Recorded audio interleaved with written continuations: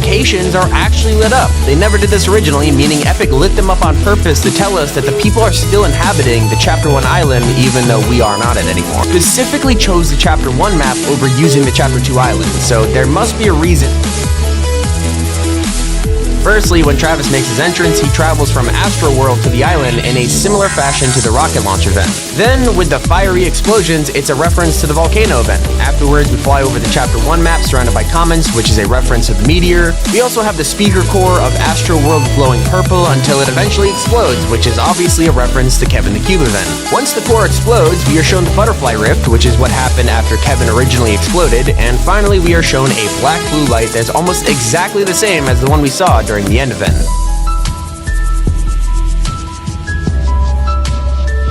If you look closely on this variant, you'll spot a very familiar looking island on his helmet. Yeah, I think we can all start seeing a pattern here.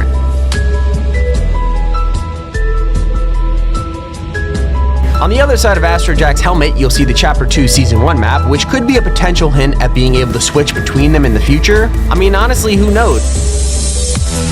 Of Season 6 when Kevin the Cube exploded in front of millions. This caused all of us to be transported into some kind of limbo until a giant butterfly rift formed and teleported us back to the island. After soaring for minutes through space and time itself while experiencing the concert, Fortnite ended the Travis Scott event by greeting us with that same exact giant butterfly rift, which sort of acted like the light at the end of the tunnel. This is now the second time we've used the butterfly rift to get back to our island, and it seems to be becoming a major piece in the Fortnite storyline. I'm sure we'll all travel to the butterfly dimension again in the near future, but only time will tell. Now, the original score made a special appearance moments before the event started, and if you're an OG player, then you know that the original lobby music is one of probably the most nostalgic sounds in all of Fortnite.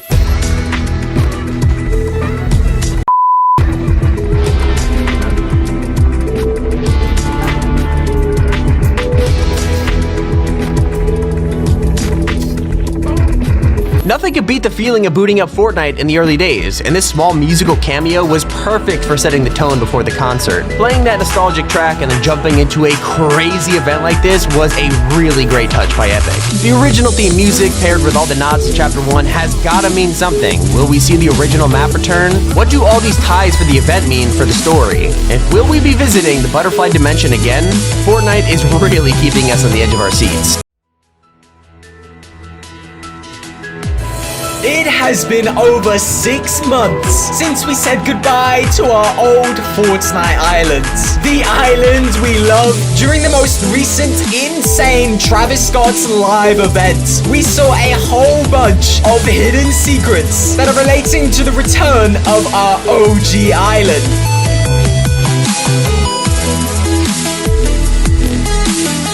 When we were flying through space and time during this Travis Scott event, we could see down on the ground there was a whole bunch of smaller islands that seemed to reflect the islands that were surrounding our main island in Chapter 1, and see all of the Fortnite old locations that we had lost to the Black Hole event.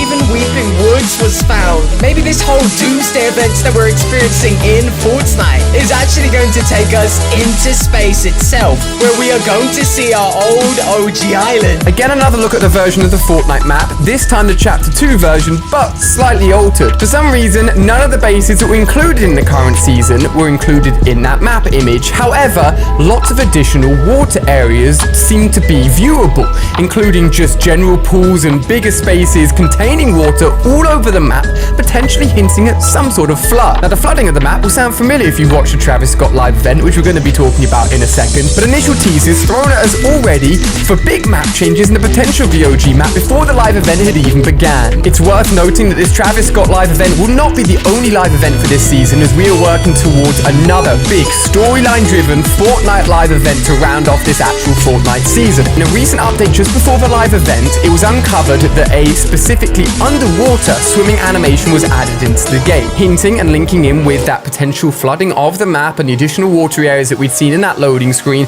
something big which allows us to go underneath the water areas, which previously was not possible. Yes, you can dive in, yes, you can swim, but you are forced to stay on that surface level.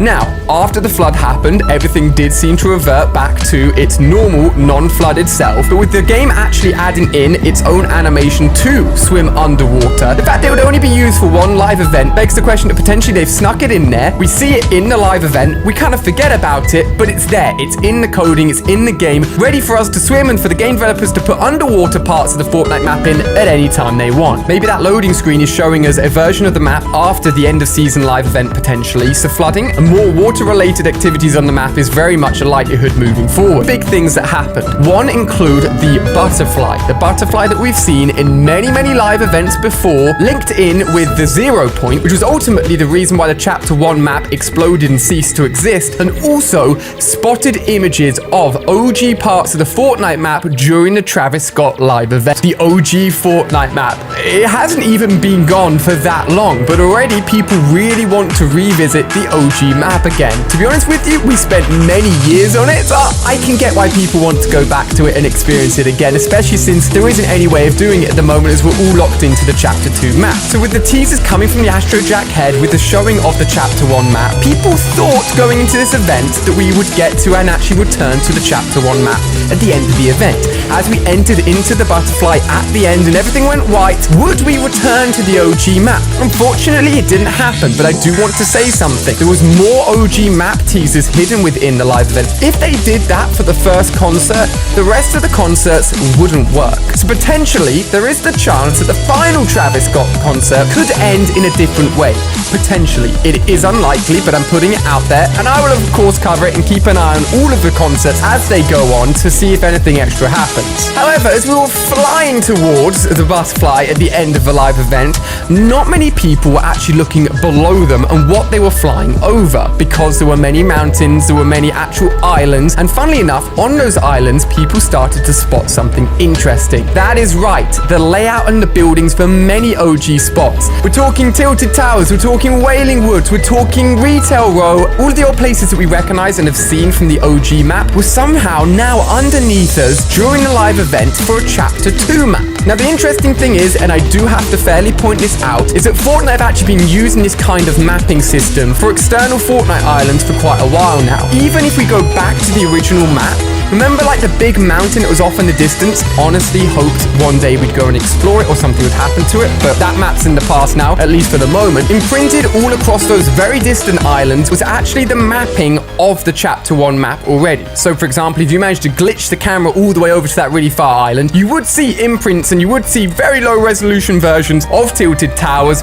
of Wailing Woods, actually placed on those mountains. The idea is just to give the effect of it being somewhere else, but not noticeably similar to the island, and Fortnite actually still do it to this day. A lot of the distant islands around the Chapter 2 map still use the same mapping and still contain the same OG Tilted Towers, Wailing Woods actual designs on those islands. The likelihood is Fortnite just pulled that in and used that as a part of the event because that's what they've been using for all of the maps, for all external footage like that, and as a result that is what we saw. However, maybe that's what they want us to think, and maybe all of these OG Fortnite teasers are happening for a reason.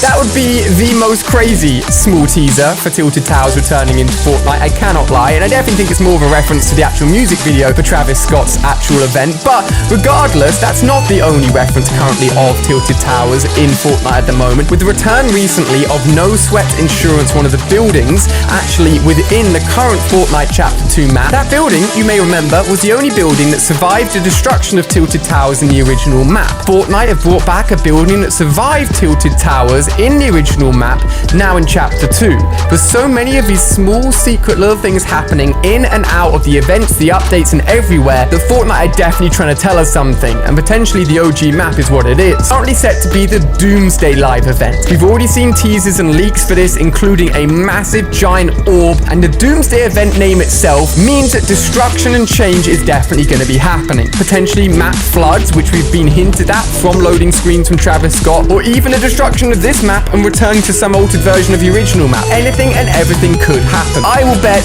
all my money that this Doomsday event is going to be the biggest, the craziest, the most amazing one we've ever had so far, and could literally do anything and everything we've ever hoped for in Fortnite, including return the old map.